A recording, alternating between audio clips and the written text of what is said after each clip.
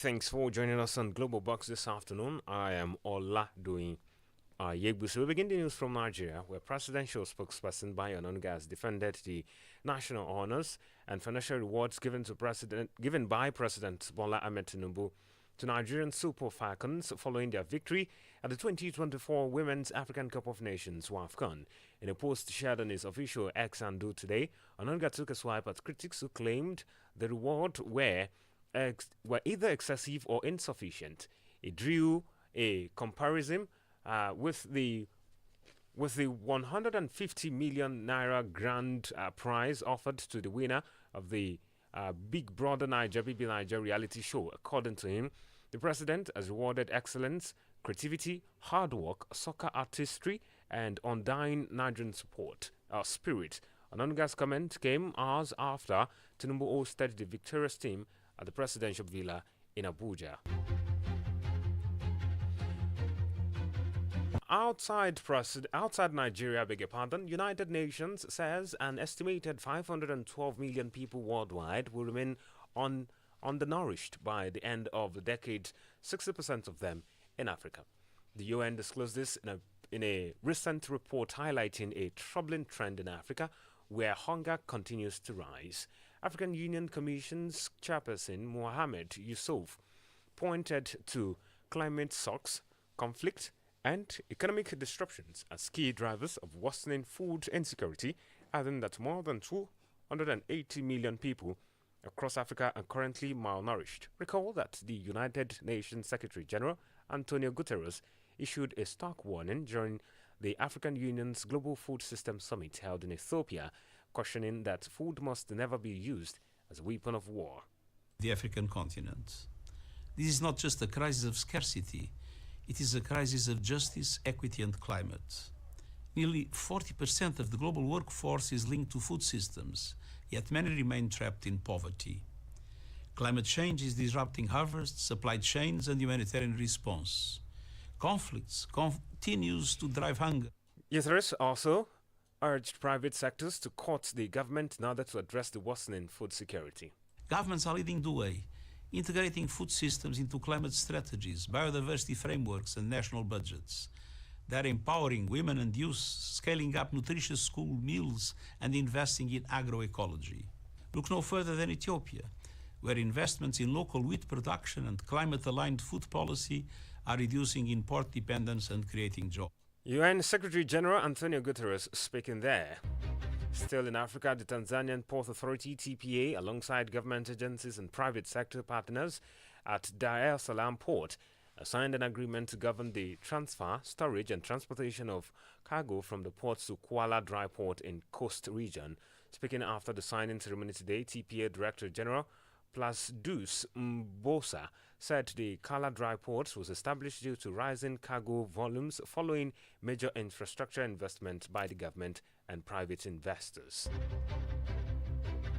Cameroonian opposition leader Maurice Kamto is challenging the disqualification from October's presidential election, filing an appeal with the country's constitutional court, or Council. Last week, Kamto, who was running up to the incumbent Paul Biya in 2018, was barred from this year's election by Cameroon's electoral oversight body, ELECAM, citing the fact that Madinan, the party Kamto represent, had already submitted a candidate for the 2025 vote. However, Kamto's supporters are crying foul, pointing out that other parties are also running multiple candidates without pushback from ELECAM. Kamto is widely seen as the main challenger to 92-year-old President Biya, the world's oldest serving head of state who had ruled Cameroon since 1982.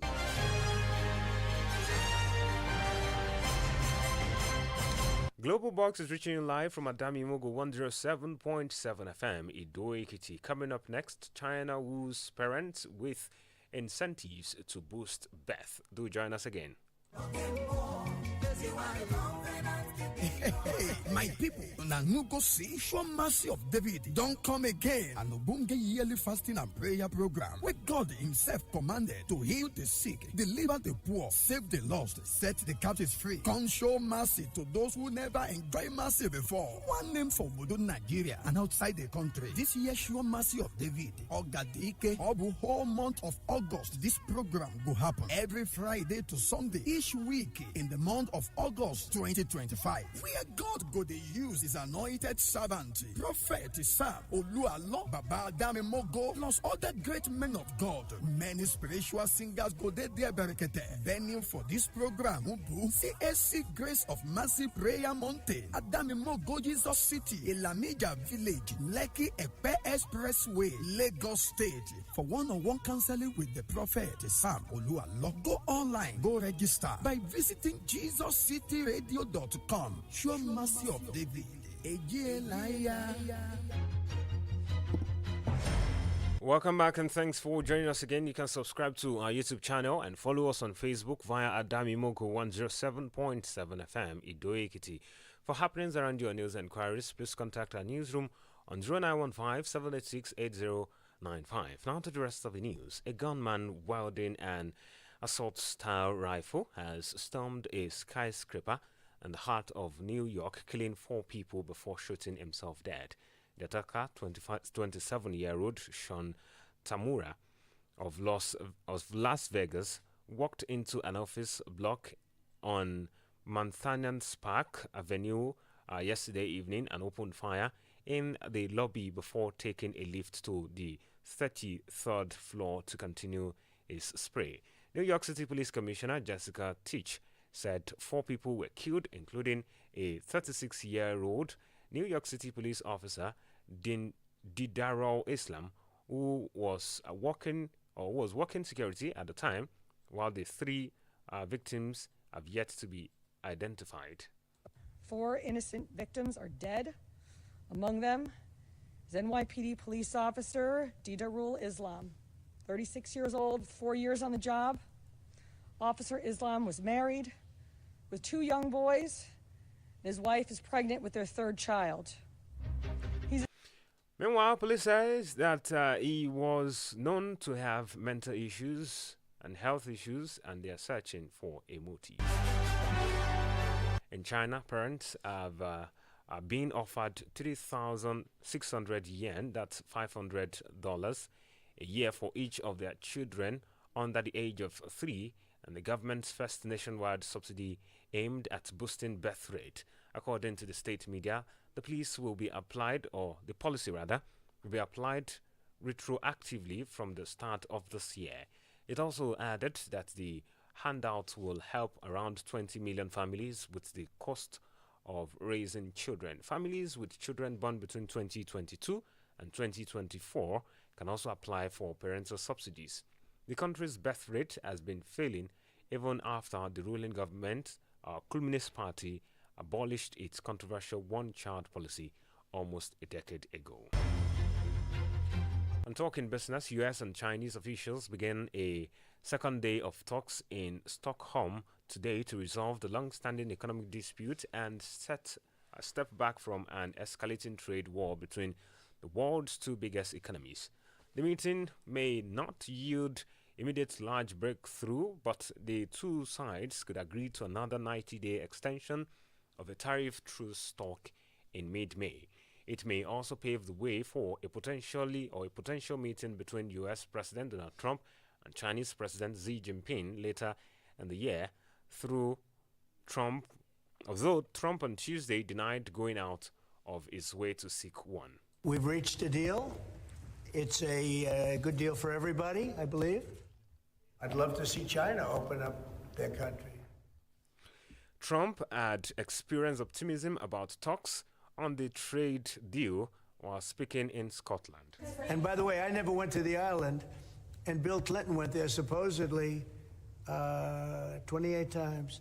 I never went to the island, but Larry Summers, I hear, went there. He was the head of Harvard. And United States President Donald Trump speaking there. And finally on sports this afternoon, Chelsea says their under-21s head coach Philippe Colo has left Stamford Bridge for French League One side, that's Strasbourg. In a post via their official website, the Blues announced that Colo will become their new assistant head coach. The Premier League West London club also revealed that Callum will step into the role of under-21's head coach, replacing Coelho. And then MC Fallane recently joined Chelsea from Southampton, and we will be supported by former Chelsea Academy player Andy Ross and James Simmons. And with that sports story, we end this edition of Global Box on Adamimogo 107.7 FM. Just before we go, the highlight again. We told you that here in Nigeria, President Bola Tinubu's spokesperson, Bayo Onanuga, has defended the national honors and financial rewards given by President Bola Tinubu to Nigeria's Super Falcons following their victory at the 2024 Women's African Cup of Nations, WAFCON. We also told you that United Nations says an estimated 512 million people worldwide will remain undernourished by the end of the decade. That's 60% of them in Africa. Finally, we reported that parents in China are being offered 3,600 yuan, that's $500 a year for each of their children under the age of 3, and the government's first nationwide subsidy aimed at boosting birth rate. And that's Global Box this afternoon on Adamimogo 107.7 FM, Ido Ekiti. On behalf of the production crew, I am Oladoyin